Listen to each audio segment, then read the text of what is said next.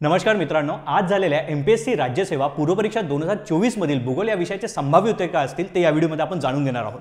तर या व्हिडिओमध्ये आपण सेट डी अभ्यासणार आहोत आणि या सेट डी मधील जे काही प्रश्न असतील भूगोलाचे त्यानुसार याचा क्रमांक असणार आहे। तर सेट डी मधील जो पहिला प्रश्न होता भूगोलाचा तो होता प्रश्न क्रमांक 16। काय आहे, खाली दिलेल्या पर्यायातील संयुक्त संस्थानातील सर्वात लांब नदी कोणती असं विचारलेलं आहे। संयुक्त संस्थान ज्यालाच आपण यूएसए युनायटेड स्टेट्स ऑफ अमेरिकाही म्हणतो, तर यूएसए मध्ये सर्वात लांब नदी कुठली असा प्रश्न विचारला गेलेला आहे। तर पर्यायानुसार सर्वात योग्य जे उत्तर आहे ते आहे मिसिसिपी रिव्हर। ठीक आहे, मिसिसिपी रिव्हर ही सर्वात लांब नदी आहे यूएसए मधील असं पर्यायानुसार। आता पर्यायानुसार का म्हणतोय मी, कारण यूएसए मधील सर्वात लांब नदी जी आहे ती आहे मिसुरी रिव्हर। लक्षात ठेवा, मिसुरी रिव्हर ही सर्वात लांब नदी आहे आणि त्याची लांबी जी आहे ती आहे 2767 किलोमीटर। आणि याच मिसुरी रिव्हरची म्हणजे नदीची मिसिसिपी रिव्हर जी आहे ती काय आहे, उपनदी आहे। आणि मिसिसिपी रिव्हरची जी काही लांबी आहे ती आहे 2766 किलोमीटर। हे तुम्हाला लक्षात ठेवायचं आहे। तर पर्यायानुसार मिसिसिपी रिव्हर हे प्रश्न क्रमांक 16 चं योग्य उत्तर आहे। त्यानंतर पुढील प्रश्न आहे तो आहे प्रश्न क्रमांक 17। खालीलपैकी कोणते विधान चुकीचे आहे, आपल्याला चुकीचे विधान ओळखायचं आहे। तर बघा, जो पहिला ऑप्शन दिला आहे ते आहे अरबी समुद्रात लक्षद्वीप बेट समूह आहे। तर हे आपल्याला माहिती आहे की अरबी समुद्रात लक्षद्वीप बेट समूह आहे, तर त्या कारणाने पर्याय क्रमांक 1 हे बरोबर आहे। त्यानंतर पर्याय क्रमांक 2 काय आहे, भारताची सागरी सरहद्द किनारपट्टीपासून 12 नाविक मैल म्हणजेच 12 नॉटिकल माइल इतकी आहे। ठीक आहे, 12 नॉटिकल माइल, 1 नॉटिकल माइल म्हणजे किती होतं 1.82 किलोमीटर। तर जवळपास 22 किलोमीटर होतं जर किलोमीटरमध्ये आपण कॅल्क्युलेट केलं तर 12 नॉटिकल माइलला। करेक्ट, तर भारताची सागरी सरहद्द किनारपट्टीपासून 12 नाविक मैल आहे, तर हे बरोबर आहे, हे स्टेटमेंट बरोबर आहे। त्यानंतर तिसरं स्टेटमेंट आहे बंगालच्या उपसागरात अंदमान व निकोबार बेटे आहेत, तर हेही स्टेटमेंट बरोबर आहे। आपल्याला माहिती आहे की बंगालच्या उपसागरात अंदमान व निकोबार हे बेट समूह आहे। त्यानंतर चौथा जो काही पर्याय दिला आहे तो आहे भारताची पाकिस्तान व बांगलादेश सोबत भूसेमेची नैसर्गिक सरहद्द आहे। इथे वर्ड महत्वाचा नैसर्गिक सरहद्द, आणि याच नैसर्गिक सरहद्दमुळे हे स्टेटमेंट चुकीचं बनतं। आता नैसर्गिक सरहद्द आहे की नाही, तर नाही। लक्षात ठेवा, भारत आणि पाकिस्तान यामध्ये जेव्हा सेपरेशन झालं होतं, जेव्हा डिव्हिजन झालेलं होतं, तेव्हा ते सेपरेशन ॲक्च्युली नैसर्गिक सरहद्दाच्या जो बेस आहे त्या बेसिसवर नव्हतं झालं। एकतर इंग्रजांनी हे जे काही डिव्हिजन आहे, सेपरेशन आहे भारत आणि पाकिस्तानचं करण्यात आलेलं होतं, ते रेडक्लिफ कमिशन त्यासाठी नेमण्यात आलेलं होतं। आपल्याला माहिती आहे रेडक्लिफ कमिशन होतं, आणि याच रेडक्लिफ कमिशननी जो एक बेस ठेवलेला होता भारत आणि पाकिस्तानचं विभाजन करण्यासाठी, आणि त्यामधील जो पश्चिम पाकिस्तान आणि पूर्व पाकिस्तान, त्यानंतर पूर्व पाकिस्तान बांगलादेश बनलेला आहे। तर आता या रेडक्लिफ कमिशनचा जो बेस होता तो होता रिलिजन म्हणजेच धर्म। मेनली जो मुस्लिम बहुल भाग होता त्यालाच पाकिस्तान म्हटलं गेलं पुढे जाऊन, आणि नंतर बांगलादेश हा नवीन देश तयार झाला। तर मुस्लिम बहुल जे काही राज्य होते किंवा देश होता त्यावेळेचा प्रदेश होता तो म्हणजे पाकिस्तान आणि आताचा बांगलादेश। करेक्ट, आणि जो हिंदू बहुल देश होता तो म्हणजे आताचा भारत। म्हणून भारताची पाकिस्तान आणि बांगलादेश सोबत भूसेमेची नैसर्गिक सरहद्द आहे नाही। ठीक आहे, तर या कारणाने या प्रश्नाचं योग्य उत्तर आहे तो आहे पर्याय क्रमांक 4। आपलं चुकीचं विधान विचारलं होतं, तर पर्याय क्रमांक 4 चुकीचं विधान आहे। त्यानंतर बघा, पुढील कोणत्या घटकांच्या माध्यमातून मासेमारी विकास कार्यक्रम ज्यालाच आपण फिशरीज डेव्हलपमेंट प्रोग्राम म्हणतो हा राबवला जातो। प्रश्न क्रमांक 18 हा फिशरीज डेव्हलपमेंट प्रोग्राम विषयी विचारतो आहे, पण त्यामध्ये एक महत्त्वाचा शब्द आहे तो म्हणजे घटक। ठीक आहे, कुठल्या घटकाच्या माध्यमातून, घटक म्हणजेच इथे फॅक्टर्स दिलेले आहे, आपल्याला संस्था विचारलेली नाही, इन्स्टिट्यूशन विचारलं नाही, तर घटक कुठले असू शकतात ज्याच्या मार्फत आपण मासेमारीचा विकास कार्यक्रम हा राबवू शकतो। करेक्ट, तर आता इथे बघा कुठले घटक असू शकतात, तर फिशरीज सर्वे ऑफ इंडिया, तर हे पर्याय बरोबर आहे। Correct, fisheries survey of India ही भारताचं एक इन्स्टिट्यूशन आहे, संस्था आहे जी एक जे मासेमारी असतं त्या क्षेत्रामध्ये सर्वे करत असतं, सर्वेक्षण करत असतं। ठीक आहे, त्यानंतर नॅशनल फिशरीज डेव्हलपमेंट बोर्ड, ठीक आहे, म्हणजेच राष्ट्रीय मत्स्यपालन विकास मंडळ, तर हेही बरोबर आहे, कारण फिशरीज डेव्हलपमेंट प्रोग्राम यासाठी जी काही एक नोडल एजन्सी, ठीक आहे, नोडल एजन्सी म्हणजे अंमलबजावणी करणारी जी एजन्सी असते तीच आहे नॅशनल फिशरीज डेव्हलपमेंट बोर्ड। ठीक आहे, तर हे तुम्हाला लक्षात ठेवायचं, त्या कारणाने दुसरा पर्यायही बरोबर आहे। त्यानंतर तिसरं जे आहे development of fishing harbours, yes, आपल्याला फॅक्टर्स विचारले होते, तर आता फॅक्टर्समध्ये कुठलेही फॅक्टर्स असू शकतात ज्याच्यामुळे आपला मासेमारीचा जो कार्यक्रम आहे तो राबवला जाऊ शकतो। तर डेव्हलपमेंट ऑफ फिशिंग हार्बर्स याच्या मार्फती आपण हा मासेमारी विकास कार्यक्रम राबवतो आहे। त्यानंतर चौथा जो पर्याय आहे तो आहे मीट मार्केटिंग म्हणजे मास बाजारपेठ त्याला म्हटलं गेलेलं आहे। तर एक लक्षात ठेवा, मास बाजारपेठमध्ये फिशरीज हा इन्क्लूड नाही। ठीक आहे, फिशरीज म्हणजेच मासेमारी येत नाही। ठीक आहे, तर हे तुम्हाला लक्षात ठेवायचं, मासेमारी बिलकुल येत नाही मास बाजारपेठमध्ये, त्या कारणाने डी हे जे काही स्टेटमेंट आहे हे चुकीचं आहे। त्या कारणाने फक्त पर्याय क्रमांक जे योग्य उत्तर आहे त्यामध्ये तुम्हाला ABC त्याचं बरोबर उत्तर असणार आहे, म्हणजे पर्याय क्रमांक 3। ठीक आहे, क्लिअर। नाउ पुढला जो प्रश्न आहे तो आहे प्रश्न क्रमांक 19. महाराष्ट्रात कोणत्या प्रकारच्या जलप्रणाली आढळतात? जलप्रणाली त्यालाच आपण ड्रेनेज पॅटर्न म्हणतो. तर महाराष्ट्रात कुठकुठल्या जलप्रणाली आहे? वृक्षाकार जलप्रणाली म्हणजेच त्याला डेंड्रेटिक पॅटर्न म्हणतात. तर आहे, आपल्याला माहिती आहे डेंड्रेटिक जो पॅटर्न असतो तो जवळपास असा दिसतो तुम्हाला, करेक्ट. त्यामध्ये नद्या एक मुख्य नदीला सगळ्या भागातून येऊन मिळतात आणि एका प्रकारे वृक्षासारखे जे काही ब्रांचेस असतात त्याचे काही हे असतात त्यानुसार ते वृक्षासारखं ते आपल्याला दिसतं, करेक्ट. तर हे वृक्षाकार जलप्रणाली आहे. ज्याचे जे काही एक्झाम्पल आहे ते आहे गोदावरी, ठीक आहे. वृक्षाकार जलप्रणालीचं जे एक्झाम्पल आहे ते आहे गोदावरी नदीचा ड्रेनेज पॅटर्न, ठीक आहे. त्यानंतर समांतर आहे, ठीक आहे. कोकणात मेनली कोकणामध्ये आपल्याला माहिती आहे की ज्या नद्या आहेत तर आपला जो सह्याद्री पर्वत आहे तर त्याला पश्चिमेला अशा पद्धतीने एकामेकांना समांतर दिशेने म्हणजे पॅरलली त्या म्हणजे काय करतात, फ्लो करतात, करेक्ट. त्या कारणाने दुसरेही पर्याय बरोबर आहे. त्यानंतर अनिश्चित, यस, इनडिफायनाइट. महाराष्ट्रात इनडिफायनाइट म्हणजे अनिश्चित असा जे काही एक प्रणाली म्हणतो ड्रेनेज प्रणाली आहे. कुठे आहे? तर पूर्व विदर्भात, मेनली पूर्व विदर्भ, जसं वैनगंगा त्यानंतर वर्धा नदी, तर यालाच आपण अनिश्चित किंवा इनडिफायनाइट असं ड्रेनेज पॅटर्न म्हणतो आहे. त्यानंतर जाळीदार म्हणजे त्याला ट्रेलिस पॅटर्न असं म्हणतो. तर महाराष्ट्रामध्ये जाळीदार किंवा ट्रेलिस पॅटर्न नाही, हे लक्षात ठेवा, ठीक आहे. हे नाही आहे. ट्रेलिस पॅटर्न एक्झॅक्टली कसा असतो? समजा जर ही मुख्य नदी आहे तर त्याला जी उपनद्या असतात जवळपास 90 डिग्रीमध्ये त्याला मिळतात, ठीक आहे. अशा पद्धतीने 90 डिग्री, बघा इथे ज्या उपनद्या आहेत त्या मुख्य नदीला 90 डिग्रीमध्ये अशा पद्धतीने मिळतात, तर त्याला ट्रेलिस पॅटर्न म्हणतात. तो महाराष्ट्रात नाही, त्या कारणाने जाळीदार नाही आहे. म्हणजे या प्रश्नाचं योग्य उत्तर काय असणार आहे? ABC, ठीक आहे. फक्त अ ब क, ठीक आहे, ABC. तर पर्याय क्रमांक 1 हे 19 या प्रश्नाचं योग्य उत्तर आहे. त्यानंतर पुढील प्रश्न आहे तो आहे विखुरलेल्या वसाहतींचे खालील प्रमाणे वैशिष्ट्ये आहेत. आपल्याला खालील काही वैशिष्ट्ये दिल्या त्यापैकी योग्य वैशिष्ट्य सांगायचं आहे, पण कशाबद्दल ते सांगितलेलं आहे, विचारलेलं आहे विखुरलेल्या वसाहतीबद्दल, ठीक आहे. म्हणजे त्याला इंग्लिशमध्ये डिस्पर्स सेटलमेंट म्हणतात. डिस्पर्स सेटलमेंट म्हणजे काय? शब्दातूनच आपल्याला कळतं की डिस्पर्स म्हणजे दूर दूर असणारं. आता त्याच्या संबंधी काही आपल्याला स्टेटमेंट दिल्या ते बघायचे. बघा, ए स्टेटमेंट आहे डोंगराळ भागात गवताळ प्रदेश तसेच दाट जंगलाच्या प्रदेश येथे प्राकृतिक व पर्यावरणीय प्रतिकूलतेमुळे विखुरलेली वसाहती आढळते. योग्य आहे, ठीक आहे. आपल्याला माहिती आहे की डिस्पर्स सेटलमेंट कुठे आढळते? तर मेनली तर डोंगराळ भागात किंवा जिथे जंगलं खूप घनदाट आहे, करेक्ट. किंवा मग आपण म्हणतो गवताळ प्रदेश जो आहे ते इथे तुम्हाला विखुरलेली म्हणजे डिस्पर्स सेटलमेंट पाहायला मिळते. त्या कारणाने ए हे स्टेटमेंट बरोबर आहे. त्यानंतर बघा बी, या वसाहतीमध्ये घरांची रचना ही एकाकी स्वरूपाची असते, बरोबर आहे. आयसोलेटेड असतात, करेक्ट. आयसोलेटेड असतात कारण का? जसं मानून चला की हे एक डोंगर आहे, या डोंगरावर आपल्याला सपाट जिथे जागा असेल तिथे घर बनलेलं असणार आहे, इथे घर बनलेलं असणार आहे, तर हे एकामेकांपासून खूप दूर असतात, करेक्ट. त्या कारणाने एकाकी स्वरूपाची घर प्रणाली तुम्हाला पाहायला मिळते. त्यानंतर नदी, डोंगररांगा, रस्ते, रेल्वे मार्ग इत्यादीमुळे घरांचे समूह परस्परांपासून दूर अंतरावर असतात. ते योग्य आहे, करेक्ट. आपल्याला माहिती आहे की डोंगररांगा, जसं मी आत्ताच तुम्हाला सांगितलं की घरं दूर का असतात? कारण जिथे तुम्हाला त्या डोंगररांगाच्या भागात जिथे सपाट जमीन आहे तिथेच घर बनवलं जाऊ शकतं, ठीक आहे. उतारावर घर बनवलं जाऊ शकत नाही,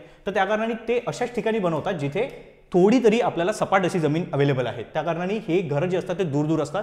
त्या कारणाने हे स्टेटमेंटही बरोबर आहे. त्यानंतर चौथं स्टेटमेंट आहे मैदानी भागात तसेच सुपीक मृदेच्या भागात भारतात या वसाहती आढळतात. तर एकदम चुकीचं आहे. का चुकीचं आहे? कारण जो असा प्रदेश आहे जो मैदानी आहे आणि त्यासोबत सोबत तो सुपीक मृदेचा आहे, तिथे तर ज्या वस्त्या बनतात त्या सेटलमेंट जे असतात ते दाटीवाटीचे असतात, करेक्ट. आणि आपल्याला प्रश्न विचारलेला आहे डिस्पर्स सेटलमेंट बद्दलचा. त्या कारणाने चौथा जो काही स्टेटमेंट आहे ते चुकीचं आहे. त्या कारणाने या प्रश्नाचं योग्य उत्तर जे असणार आहे ते आहे पर्याय क्रमांक 3 ABC, फक्त ABC, ठीक आहे. त्यानंतर पुढील जो प्रश्न आहे तो आहे प्रश्न क्रमांक 21. तर खालील विधानाचा विचार करून योग्य पर्याय निवडा. विधान ए दिलेला आहे सन 2011च्या अंतिम जनगणनेनुसार महाराष्ट्रात लोकसंख्येची सर्वात जास्त घनता मुंबई उपनगर जिल्ह्याची आहे. तर हा जो काही विधान आहे हे योग्य आहे, करेक्ट. जर तुम्हाला घनताचं तुम्हाला जर डेटा स्टॅट जर पार्ट असेल तर जो पहिला जिल्हा आहे म्हणजे क्रमांकानुसार सर्वात जास्त घनतेचा तो आहे मुंबई उपनगर, ठीक आहे. मुंबई उपनगर हा सर्वात घनता असलेला जिल्हा आहे ज्याची घनता आहे 20,980 व्यक्ती पर किलोमीटर स्क्वेअर, ठीक आहे. त्यानंतर दुसरा जो आहे तो आहे मुंबई शहर. मुंबई उपनगर नंतर मुंबई शहर सर्वात जास्त घनता असलेला जिल्हा आहे, करेक्ट. त्यानंतर तिसरा जो आहे तो आहे ठाणे. त्यानंतर चौथा जो आहे तो आहे पुणे आणि 5व्या नंबरवर जो येतो तो आहे कोल्हापूर जिल्हा. कोल्हापूर जिल्ह्याची जी घनता आहे ती आहे 504 पर किलोमीटर स्क्वेअर, म्हणजे 504 व्यक्ती हे एका किलोमीटर स्क्वेअरमध्ये राहतात. दुसरं जे विधान दिलं ते आहे सन 2011च्या अंतिम जनगणनेनुसार महाराष्ट्रात लोकसंख्येच्या घनतेत कोल्हापूर जिल्ह्याचा 5वा क्रमांक लागतो. आताच तुम्हाला सांगितलं 5वा क्रमांक लागतो, म्हणून विधान ब ही बरोबर आहे किंवा बी ही बरोबर आहे. म्हणजे दोन्ही विधाने हे बरोबर आहेत. तर या प्रश्नाचं उत्तर योग्य उत्तर आहे ते आहे पर्याय क्रमांक 4. त्यानंतर पुढील जो प्रश्न आहे तो आहे हेतवने प्रमुख जलसिंचन योजना खालीलपैकी कोणत्या जिल्ह्यात आहे? या प्रश्नाचं योग्य उत्तर आहे ते आहे रायगड जिल्हा. ठीक आहे, हेतवने प्रमुख हा जलसिंचन योजना आहे ही रायगड जिल्ह्यात पेन तालुक्यात, ठीक आहे, लक्षात ठेवा पेन तालुक्यात ॲक्च्युली हा जलसिंचन प्रकल्प आपल्याला पाहायला मिळतो आणि पेन तालुका हा रायगड जिल्ह्यातील एक काय आहे तालुका आहे. ठीक आहे, रायगड जिल्ह्यातील एक तालुका आहे पेन तालुका. ठीक आहे, तर हेतवने प्रमुख जलसिंचन प्रकल्प या प्रश्नाचं योग्य जे उत्तर होतं ते आहे पर्याय क्रमांक 4. त्यानंतर पुढील जे आहे ते आहे चंद्रपूर जिल्ह्यात खालीलपैकी कोणत्या ठिकाणी दगडी कोळसा सापडतो? ठीक आहे, आणि आपल्याला दिलेलं आहे बांदर, घुग्गुस, तेलवसा आणि वणी. तर यापैकी जे योग्य उत्तर आहे ते आहे बांदर, घुग्गुस आणि तेलवसा हे तिन्ही जे काही कोल माइन्सचे जे ठिकाण आहेत ते चंद्रपूर जिल्ह्यात, एवढं लक्षात ठेवा. ठीक आहे, आणि जो वणी हे जे ठिकाण आहे हे जे काही दगडी कोळशाचं जिथे सापडतात तो यवतमाळमध्ये आहे. ठीक आहे, वणी तालुकाही आहे यवतमाळमधील. तर इथे त्या कारणाने वणी हे या प्रश्नाचं योग्य उत्तर नसणार आहे आणि अ ब क म्हणजे ABC हे योग्य काय आहे उत्तर आहे. ABC फक्त ABC हे चंद्रपूर जिल्ह्यातील काय आहे तर दगडी कोळशाची ठिकाणं आहेत, लक्षात ठेवा. त्यानंतर पुढील जो प्रश्न आहे तो आहे खालीलपैकी कोणता जलजन्य खडकाचा गुणधर्म नाही? इथे नाही विचारलेला आहे. ठीक आहे, जलजन्य खडक ज्यालाच आपण सेडिमेंटरी रॉकी म्हणतो. तर आता जे आपल्याला पर्याय दिलेले आहेत ते आहे एकाच खडकाच्या थरात अनेक आकाराचे कण संघटित झालेले असतात. ॲक्च्युली ही प्रॉपर्टीज आहे, हे त्याचा कॅरेक्टरिस्टिक आहे जलजन्य खडकाचं, करेक्ट, की हे वैशिष्ट्य आहे. कारण माहिती आहे की आपल्याला की असे खूप सारे असे कण एकत्र येऊन वेगवेगळ्या आकाराचे, करेक्ट, तर यामुळे एक काय बनतं स्तर बनतो आणि हा स्तर जेव्हा प्रेशरमुळे दाबला जातो आणि त्यापासून स्तरित खडक योग्य आहे की या प्रश्नाला जलजन्य खडक किंवा स्तरित खडकही म्हणतात कारण यामध्ये स्तर बनतात. ठीक आहे, स्तरित खडकही याला म्हटलं जातं, हे लक्षात ठेवा. क्लिअर, तर त्या कारणाने पहिलं स्टेटमेंट बरोबर आहे. दुसरं स्टेटमेंट आहे खडक अवाढव्य आकाराचे असून कठीण असतात, हे चूक आहे आणि हेच या प्रश्नाचं योग्य उत्तर आहे. हे चूक आहे कारण काय हे खडक अवाढव्य तर असेल, ठीक आहे, पण हे कठीण नसतात, एवढं लक्षात ठेवा. कठीण बिलकुल नसतात, हे मृदू असतात. क्लिअर. त्यानंतर तिसरा जो पर्याय आहे तो आहे खडकात प्रामुख्याने जीवाश्म आढळतात, हा पर्याय योग्य आहे. ठीक आहे, फक्त हा असा स्तरित खडक असा एक खडक आहे ज्यामध्ये जीवाश्म आढळतात आणि या जीवाश्मापासून पुढे जाऊन मग कोळसा वगैरे त्यामध्ये फॉर्मेशन होताना आपल्याला दिसतं, करेक्ट. तर त्या कारणाने स्टेटमेंट 3 बरोबर आहे. स्टेटमेंट 4 आहे खडक मृदू असतात त्यामुळे त्याची झीज लवकर होते. आता जसं मी तुम्हाला सांगितलं की हा खडक बराच मृदू असतो त्या कारणाने तो इझिली काय होतो इरोड होतो, त्याची झीज होते. त्या कारणाने या प्रश्नाचं योग्य उत्तर आपल्याला विचारलं तो कुठला गुणधर्म नाही तर दुसरं स्टेटमेंट जे आहे की खडक अवाढव्य आकाराचे असून ते कठीण आहे, तर हे चुकीचं स्टेटमेंट आहे आणि तेच या प्रश्नाचं योग्य उत्तर आहे.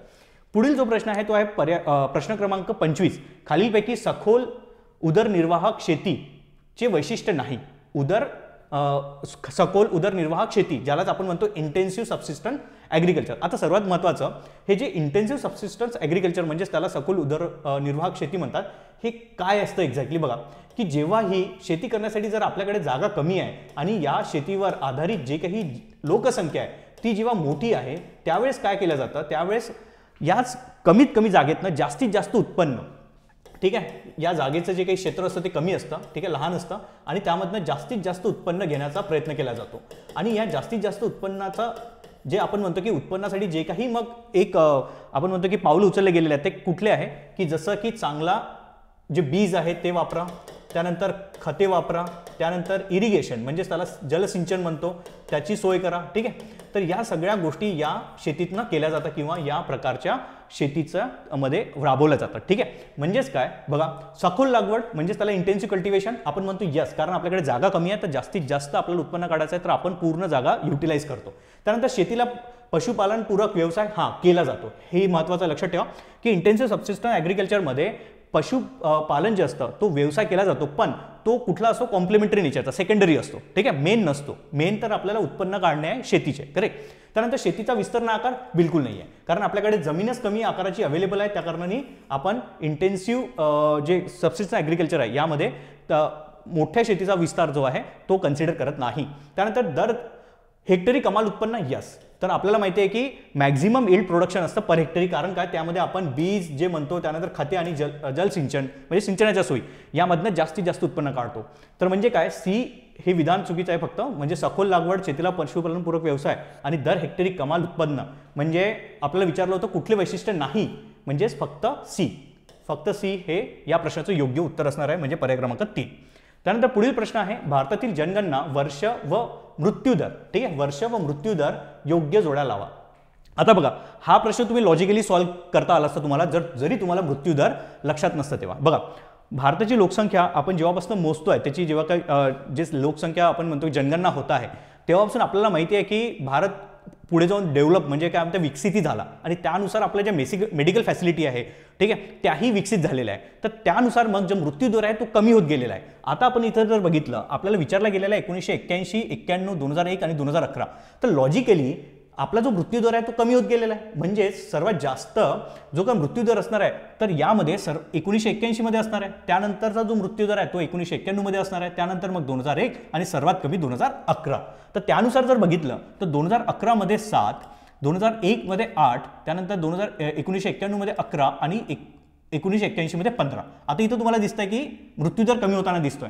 म्हणजे या प्रश्नाचं उत्तर आपल्याला मृत्यूदर पाठ असायलाच लागतं असं नाहीये, ठीक आहे. लॉजिकली या प्रश्नाचं उत्तर काढता आलं असतं. त्या कारणाने पर्याय क्रमांक 1 म्हणजे 1981 ला 15 होता, त्यानंतर 91 ला 11 होता, 2001 ला मृत्यूदर 8 होता आणि 2011 ला हा 7 होता. पर्याय क्रमांक 1 हे योग्य उत्तर आहे या प्रश्नाचं. क्लिअर.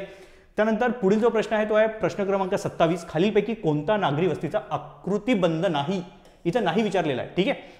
आता आपल्याला माहिती आहे की ज्या नागरी वस्ती असतात त्या दाटीवाटीच्या वस्ती असतात, ठीक आहे. दाटीवाटीच्या असतात आणि तिथे बऱ्याचपैकी आपण म्हणतो की जे काही लोहमार्ग, रेल्वे मार्ग तिथे एका प्रकारे कंजंक्शन झालेलं असतं. जसं कुठे बंदरे असतात, ठीक आहे, कुठे रेल्वे जंक्शन असतात, कुठे 2 महामार्ग एकत्रित आले असतात आणि त्याच्या बाजारपेठ असतात, त्याच्याच आजूबाजूला शहरी वस्ती बनतात. तर बघा, तर ह्यामध्ये पर्याय जे दिलेला आहे खालीपैकी कोणता नागरी वस्तीचा आकृतिबंध नाही, या प्रश्नाचं योग्य उत्तर ॲक्च्युली मी पहिले सांगून देतो, ते आहे पर्याय क्रमांक 3 विस्कळीत. कारण विस्कळीत याच्या आधीच आपण जेव्हा डिस्कस केलं की विस्कळीत म्हणजेच त्याला डिस्पर्स असं सेटलमेंट म्हणतो, हे ॲक्च्युली ग्रामीण भागात आपल्याला पाहायला मिळतं, ठीक आहे. हे ग्रामीण भागात असतं आणि बाकी जे काही मग पर्याय आहेत म्हणजे बुद्धिबळाच्या पटासारखा, वर्तुळाकृती आणि रेषाकृती हे शहराचं असतं, ठीक आहे. बुद्धिबळाच्या पटासारखा म्हणजे कसं की मानून चला हे 2 हायवे इथे एकत्र आलेले आहेत, तर आपल्याला दिसतं की इथे घराची संरचना अशा पद्धतीने दिसत आहे. जे बुद्धिबळाच्या पटावर, ठीक आहे, पांढरे आणि काळे असे डब्बे असतात, तर तशाच पद्धतीने आपल्याला दिसतं, ठीक आहे. वर्तुळाकृती म्हणजे कसं, समजा जर माणूस चला ही बाजारपेठ किंवा कुठला पाण्याचा रिसोर्स आहे जसं की तलाव वगैरे, तर याच्याच आजूबाजूला ही वस्ती इथे अशी बनते आणि ती पुढे जाऊन दाटीवाटीने त्याचं एका प्रकारे सेटलमेंट होते, ठीक आहे. ही वर्तुळाकृती झाली. रेषाकृती म्हणजे कसं की कुठली नदी आहे किंवा कुठला लोहमार्ग आहे तर त्याच्या किंवा कुठला रस्ता आहे त्याच्याच बाजूला जेव्हा सेटलमेंट होते, ठीक आहे, वस्त्या बनतात आणि त्यालाच आपण काय म्हणतो, रेषाकृती म्हणतो, करेक्ट. तर या प्रश्नाचं योग्य उत्तर तसं विस्कळीत आहे, डिस्पर्स आहे, जे ग्रामीण भागाचं ॲक्च्युली एक्झाम्पल आहे, ठीक आहे. त्यानंतर त्या कारणाने या प्रश्नाचं योग्य उत्तर असणार आहे पर्याय क्रमांक 3, जिथे आपण नाही विचारलं गेलेलं होतं.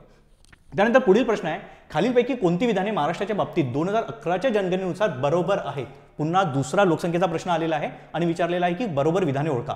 तर लोकसंख्येत महाराष्ट्राचा दुसरा क्रमांक लागतो, हा योग्य आहे, कारण पहिला क्रमांक जो आहे तो यूपी म्हणजे उत्तर प्रदेशचा आहे, करेक्ट. त्यानंतर दुसरा जे विधान आहे ते आहे घनता प्रति चौरस किलोमीटर 365 आहे, हे योग्य आहे, करेक्ट. म्हणजे ए आणि बी दोन्ही स्टेटमेंट योग्य झाले. तिसरा आहे साक्षरता 82.91% आहे, तर हेही बरोबर आहे, ठीक आहे. 82.91 आपली % ही आपली काय आहे, साक्षरता आहे महाराष्ट्राची. लिंग गुणोत्तर 925 आहे, तर हे चुकीचं आहे ॲक्च्युली. लिंग गुणोत्तर 925 नाही, 2011 नुसार जे लिंग गुणोत्तर आहे ते आहे 929, ठीक आहे, लक्षात ठेवा.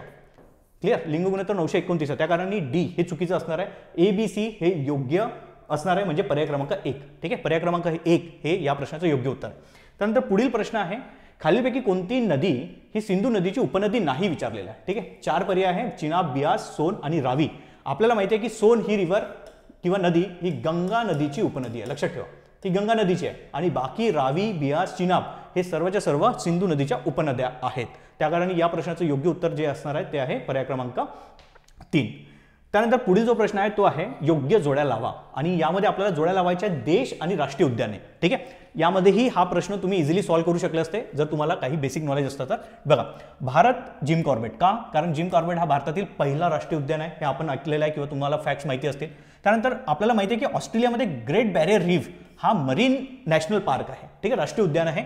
तर ऑस्ट्रेलिया म्हणजेच काय, 1 आणि 4 जर तुमचं लागलं आणि त्यातल्या त्यात जर तुम्हाला माहिती आहे की USA मध्ये ग्रँड कॅनियन, ठीक आहे, ग्रँड कॅनियन जेही आपले भारतातले लोक जेव्हा USA मध्ये जातात तर या ग्रँड कॅनियनमध्ये जातात. एक नदी आहे कोलोराडो नदी आणि तिथेच तुम्हाला ग्रँड कॅनियन पाहायला मिळतात, करेक्ट. जर इतकं जर तुम्हाला माहिती असेल तर इक्वेडोरमध्ये मग गॅलापॅगोस, ठीक आहे, हे लागतं उत्तर. म्हणजेच काय, या प्रश्नाचं योग्य उत्तर आहे 1, 3, 2, 4, ठीक आहे, जे पर्याय क्रमांक 3 मध्ये आहे. तर अशा पद्धतीने हे 15 प्रश्नांचे संभाव्य उत्तर आहे जिओग्राफीचे, ठीक आहे, भूगोलाचे.